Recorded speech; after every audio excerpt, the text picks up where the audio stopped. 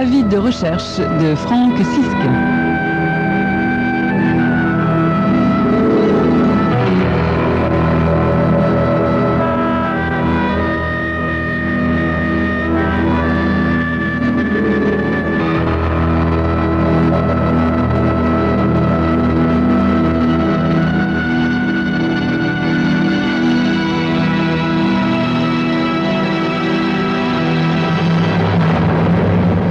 Comme toutes les semaines, Milton Dunkle se rend au bureau de poste pour expédier à son ex-femme le mandat de sa pension alimentaire.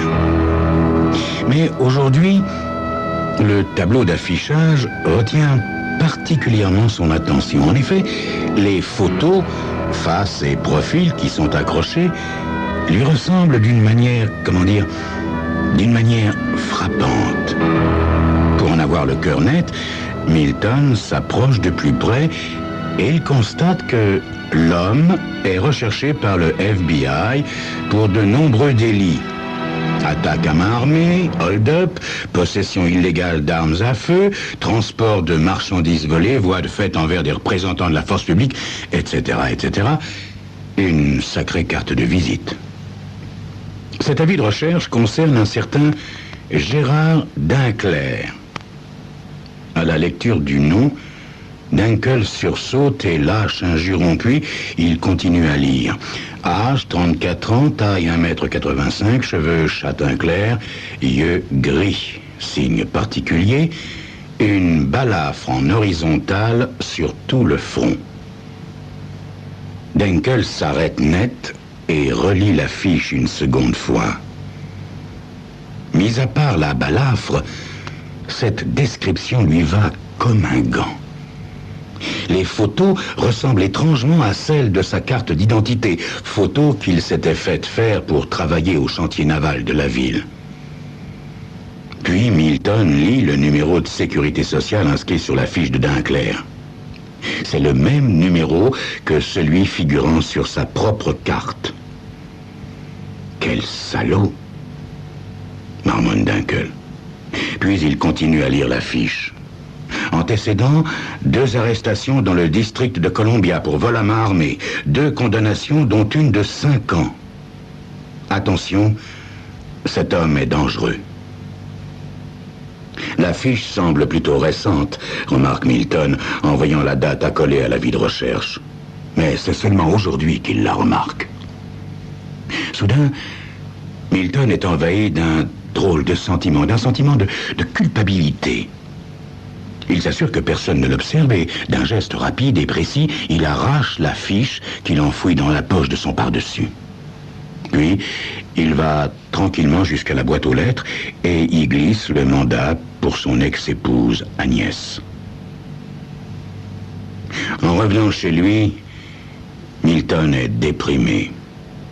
D'abord, pour avoir encore une fois déboursé une grosse somme pour son ex-épouse, et puis cet avis de recherche qui lui brûle les poches. Il doit y en avoir dans tous les bureaux de poste du pays, et sa tête, ou tout au moins ce qui ressemble étrangement à sa tête, doit être fichée dans tous les commissariats. D'ailleurs, au croisement, il a nettement l'impression que l'agent qui règle la circulation le dévisage bizarrement.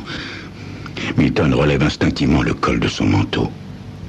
Arrivé chez lui, Milton accroche son pardessus à un clou dans le réduit qui lui sert d'entrée, enjambe le journal étalé par terre et ouvert à la page des petites annonces pour se diriger vers le réchaud à alcool sur lequel il pose la vieille bouilloire. Puis, il va chercher la fiche dans la poche de son pardessus et, d'un air rêveur, il la contemple allongée sur son divan miteux. Quand a-t-il vu Gérard Dinclair pour la dernière fois? Il y a environ 10 ans. Oui, c'était bien avant son malheureux mariage avec Agnès, 7 ans auparavant.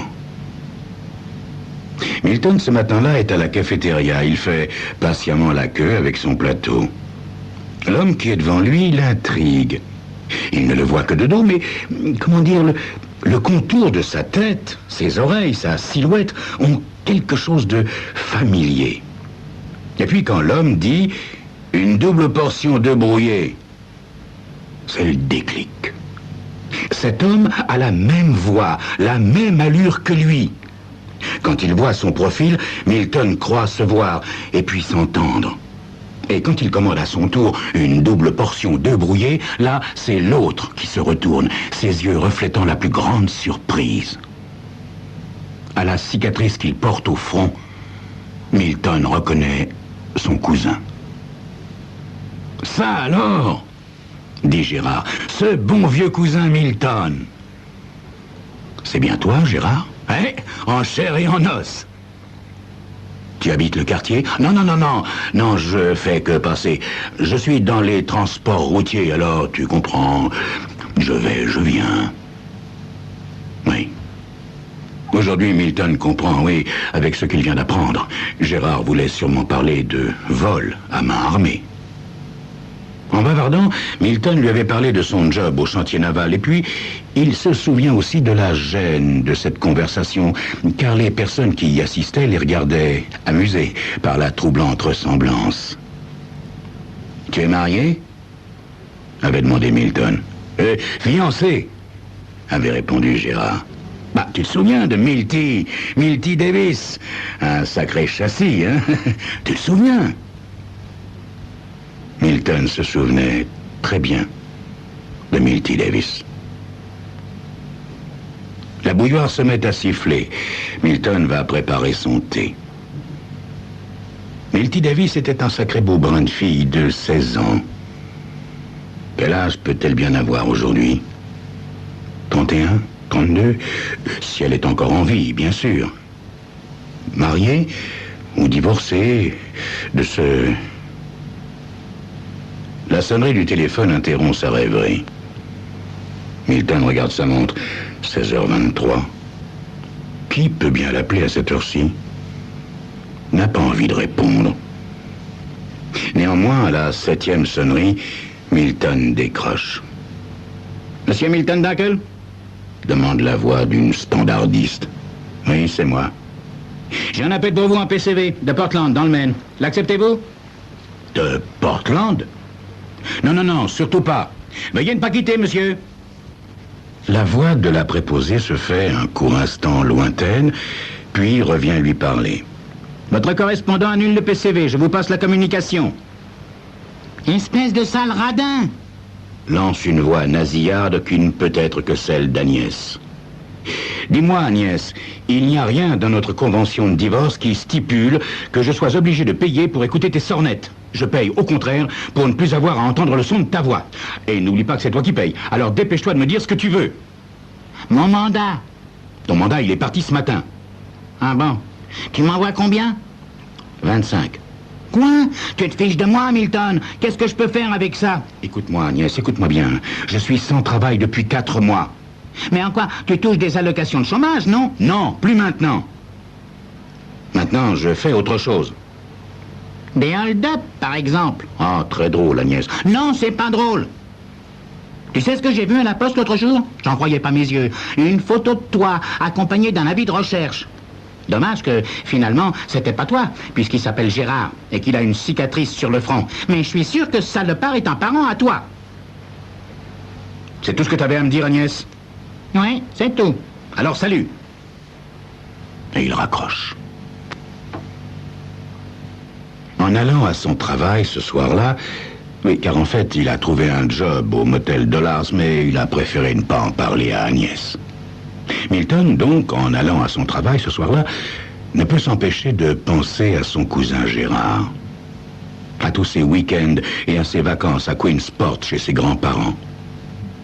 Gérard lui a toujours été antipathique. Il était arrogant et vaniteux, alors que Milton, lui, était timide et maladroit. Gérard était le préféré de tout le monde. Avant qu'il ne vienne à Queensport, Milton considérait Milty Davis comme sa petite amie. Gérard, en arrivant, en avait décidé tout autrement. Les deux garçons s'étaient battus dans la grange pour les beaux yeux de Milty Davis. Gérard tenait une faucille et menaçait Milton de lui trancher les mains quand ce dernier vit un manche de bois qui dépassait d'une brouette. En geste de défense, Milton se servit de cette arme et il blessa Gérard au front. Milton pense à toute cette période de sa vie quand il pénètre dans le hall du motel Dollars. Edna, la comptable, est assise au bureau de réception. « Oui, Charlie ?» demande Milton. « À la cafétéria. » répond-elle sèchement. « Ah, Monsieur Magruder veut vous voir immédiatement. Il vous attend dans son bureau. »« Ah bon? Vous savez pourquoi ?» demande Milton. « Non, non. » dit-elle. Milton la dévisage d'un air inquisiteur. Il se tourne et prend la direction du bureau directorial. Magruder a-t-il vu l'avis de recherche placardé à la poste? Bien sûr, c'est possible et même plus que probable. N'importe qui, même Agnès, l'avait bien remarqué.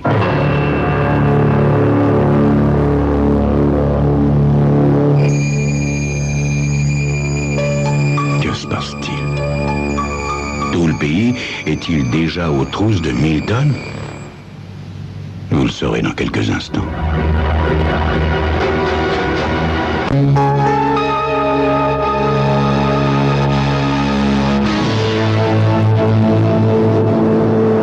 Milton frappe discrètement à la porte. Une voix bourrue lui ordonne d'entrer. « Vous voulez me voir, monsieur Magruder ?»« Oui, monsieur Dunkel, pour vous signifier votre congé. Voilà !» dit le gros homme, avançant vers Milton une mince enveloppe. « Tout y est. Évidemment, pas d'indemnité et pas de préavis, n'est-ce pas? D'ailleurs, vous savez très bien pourquoi. Voilà. Et maintenant, fichez-moi le camp et que je ne vous revoie plus. »« Mais, monsieur... » dit Milton. « Enfin, je ne vois pas, je ne comprends pas. »« Je ne vous demande pas de comprendre. Je vous prie de ficher le camp d'ici au plus vite. » Milton prend l'enveloppe et sort du bureau, groggy. Milton cogite une dizaine de minutes sur la façon dont il va s'y prendre. Puis, il décroche le téléphone et demande M. Edward Davis à Queensport.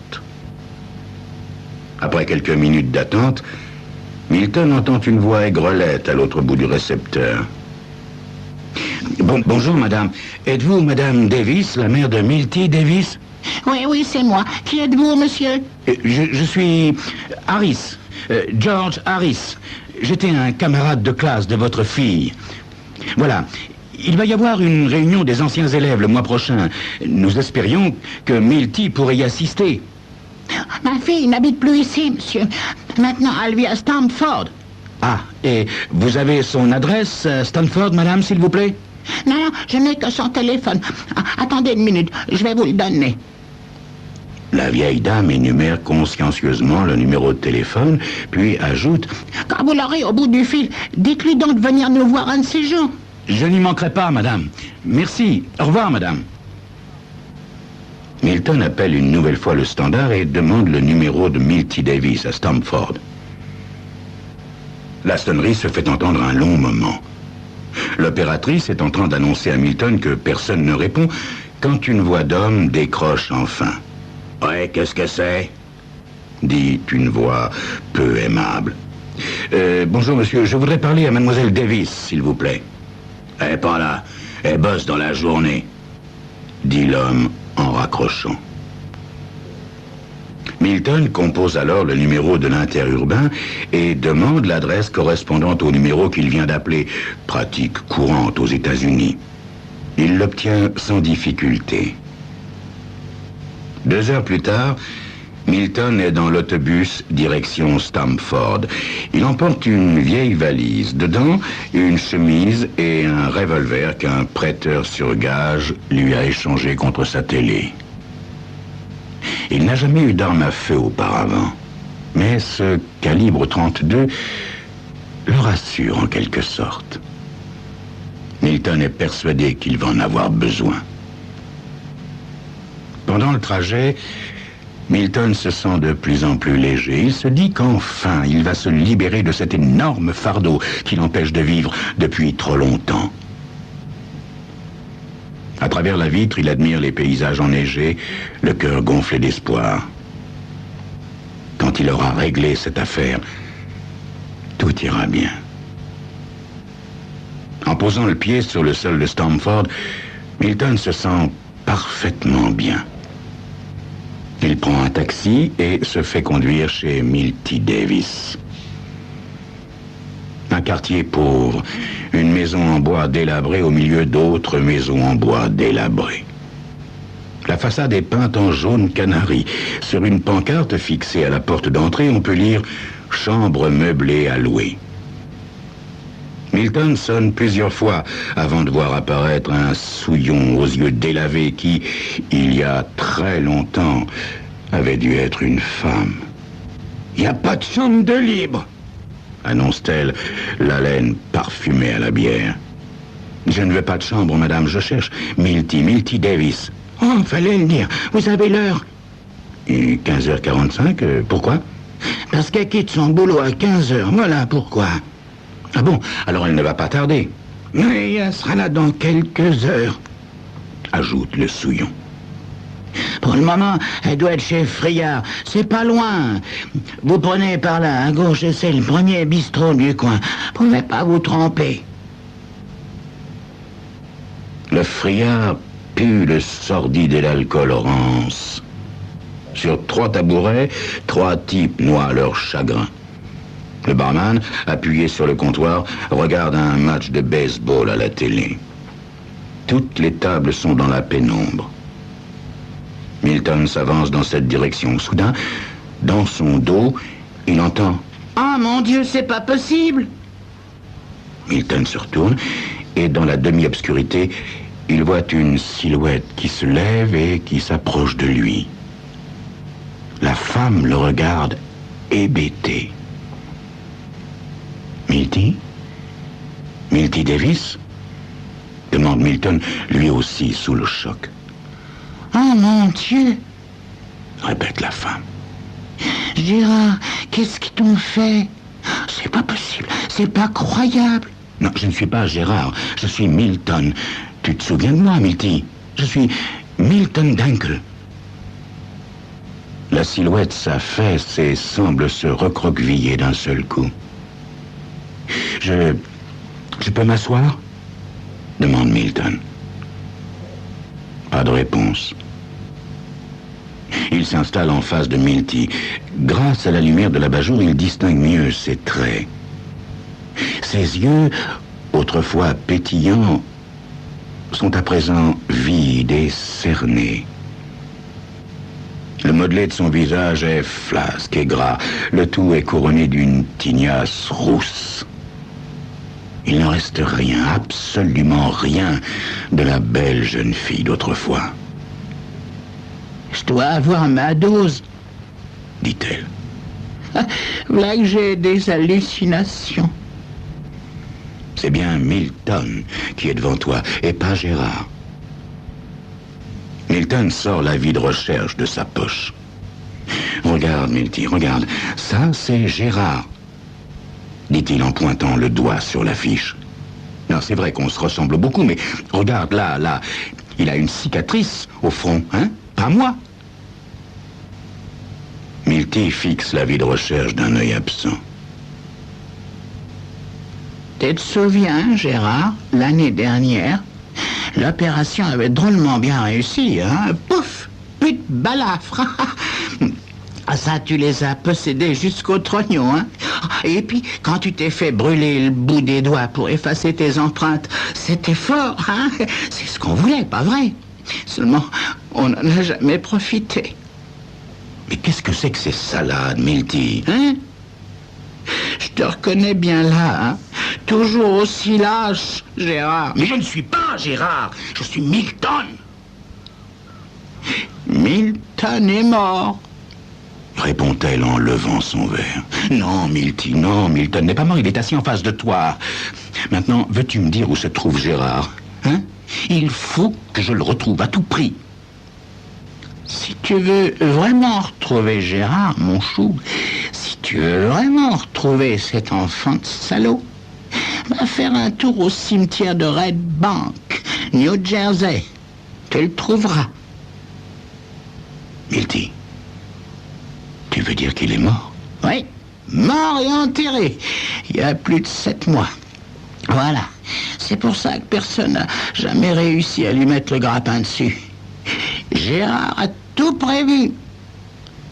T'es vraiment fortiche, Gérard. Mais puisque je te dis que je ne suis pas Gérard, je suis Milton Dunkel. Écoute-moi bien, mon chou. Sur la pierre tombale, on peut lire C.J. Milton Dunkel. C'est ça qui est écrit en toutes lettres. Va vérifier toi-même si tu ne me crois pas. Tu peux aussi aller consulter l'acte de décès si ça te chante. Je le sais bien puisque j'ai tout fait comme il m'a dit. Avant de mourir, ce salopard trouvait sa petite mise en scène plutôt marrante. Le rimel coule sur les joues de Milty. Milton la regarde, amer. Puis il replie l'affiche. Ainsi, Milton Dunkel est mort. Et Gérard Dinclerc continue à vivre. Comme dans un mauvais rêve, Milton se lève péniblement. Hé, où tu vas, mon chou? Demande Milty. J'ai affaire. Au fait, il faudrait qu'un de ces jours tu passes à Queensport, voir ta vieille. Je t'en supplie, Gérard, me quitte pas, ne pars pas. Adieu, Milty. Je n'ai pas le choix. Dehors, le froid est sec et pénétrant. Milton relève le col de son manteau, fourre les mains dans ses poches et se dirige vers l'arrêt des autobus, tout en repensant à tout ce qui, jusqu'à ce jour, le poursuivait sans qu'il le sache. Le FBI, tous les flics du pays, Agnès, sa pension, son avocate, les juges, les huissiers. Finalement, se dit-il, il vaut peut-être mieux être recherché par tout le monde qu'être ignoré de tout le monde. Il caressa amoureusement la crosse de son P-32. Une nouvelle vie commençait pour lui.